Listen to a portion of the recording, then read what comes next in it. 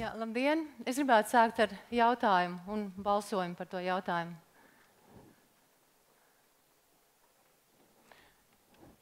Vai skolās ir vajadzīgi speciālisti mārketingā? Un atbilžu varianti A – jā, B – nē, un C – katram darbiniekam vajag tādas prasmes mārketingā. Paldies! Un video?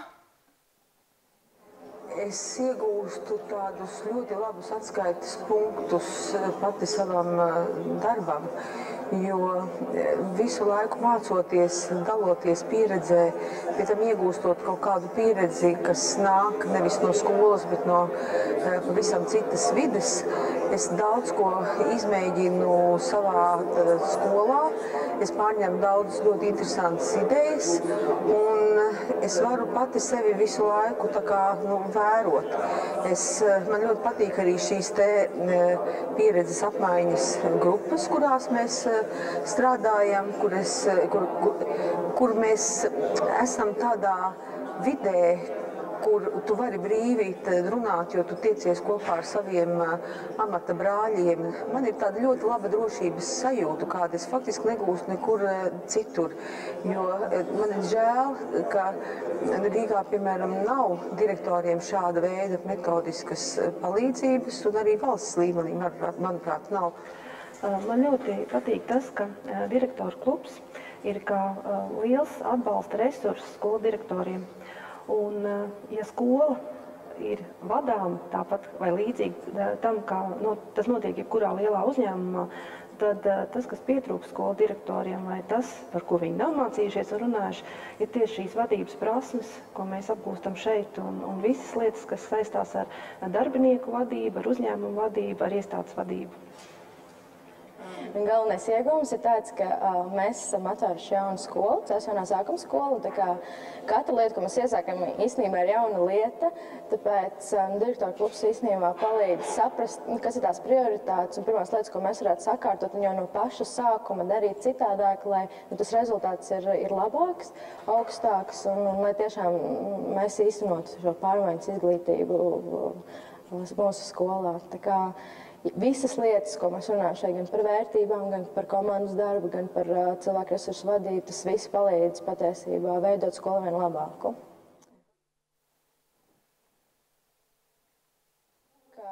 Skola ir kā uzņēmums, kā organizācija, kas tādā veidā arī ir jāvada, jo skolā ir jābūt gan komunikācijas stratēģijai, gan mārketinga stratēģijai, gan cilvēku resursu vadības stratēģijai, gan atlasē ir jābūt līdzīgai, kā tas notiek uzņēmumos. Un ko man palīdz tas, ka es esmu šeit, to, ka man nav šobrīd tāda pieredze konkrētā uzņēmumā, savukārt dzirdot citu cilvēku pieredzes, vienkārši var meklēt risinājumus, kā to ieviest mūsu skolā. Tā kā varbūt nevienmēr tad ir jāizveido pašam savus uzņēmumus vai jākļūst par vadītāju kādā uzņēmumā, kādā konkrētā jomā, var īstenībā dzirdēt citu cilvēku pieredzi un mēģināt to realizēt arī izglītības iestādē. Man ļoti patīk, ka šeit netiek pieaicināti jau zināmie kursu lektori tik lielā skaitā, kā tas parasti mēdz būt dažādos kvalifikācijas paaugstināšanas kursos, bet ir cilvēki no dzīves, cilvēki ar labiem panākumiem, ar lieliem mērogiem. Tas nozīmē arī ar lielu atbildību un sekojoši arī ar lielu pieredzi. Un no tā ir ko mācīties ar izglītībā. Es iegūstu ļoti interesantas dažādas sistēmas, kādas skolu vidē nav. Un līdz šim jebkura uzņēmuma pieredze ir bijusi izmantojama manā pedagoga darbā. Un tieši tā pieredze padara mūsu skolas dzīvi un daudz interesantāku, dinamiskāku, mērķtiecīgāku. Un es domāju, ka tas ir ļoti labi.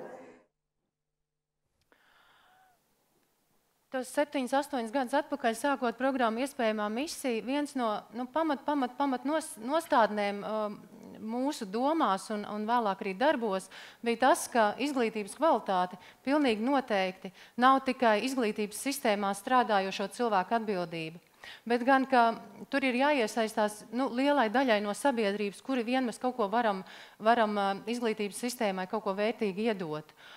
Un To mēs teicām jau pašā sākumā arī mūsu atbalstītājiem, ka, protams, ka mums ir vajadzīgs finanšu atbalsts no jums, bet ar to mums nepietiks. Mēs gribam, lai jūs piedalītos gan ideju radīšanā, gan arī vēl jo svarīgāk šo ideju realizācijā, vēlāk palīdzot tad izglītības sistēmai.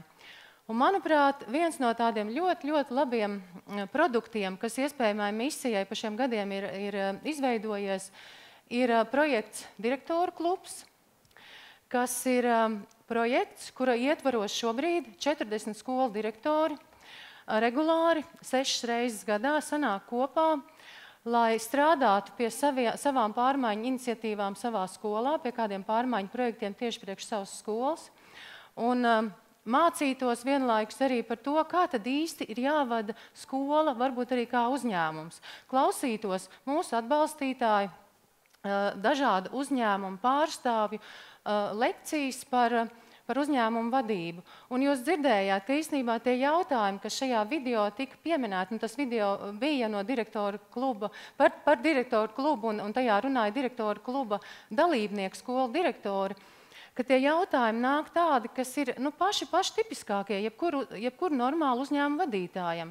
Jautājumi par to, kā man izstrādāt, kā man radīt, veidot uzņēmumu vīziju, kā man izvirzīt mērķus savam uzņēmumam un savai skolai, kā man piesaistīt personālu, kā man motivēt personālu, kā veidot komandu, un pat jautājumi par mārketingu un jautājumi par komunikācijas stratēģiju, sevišķi jau jaunajām skolām tas ir, kas arī sāk rasties Latvijā, sevišķi šīm skolām tas ir aktuāli. Tās ir tādas, pašas par sevi, man liekas, saprotamas lietas, un ka nemaz neprasa milzīgas resursus un milzīgi ieguldījumi. Bet, manuprāt, tajā video varēja just, ka skolu direktori ir patiešām pateicīgi par šo projektu, par šo iniciatīvu un par to, ko biznesa cilvēki viņiem ir devuši. Tāpēc mana ideja šeit zālē esošajiem uzņēmumu vadītājiem un tiem, kas arī varbūt kaut kādā ziņā vai tagad tiešraidē vai vēlāk šīs idejas sadzirdēs. Godātais Bindas kungs, Mančins kungs, Pīgoznes kundze, vispārējie, kurus es te pazīstu un nepazīstu.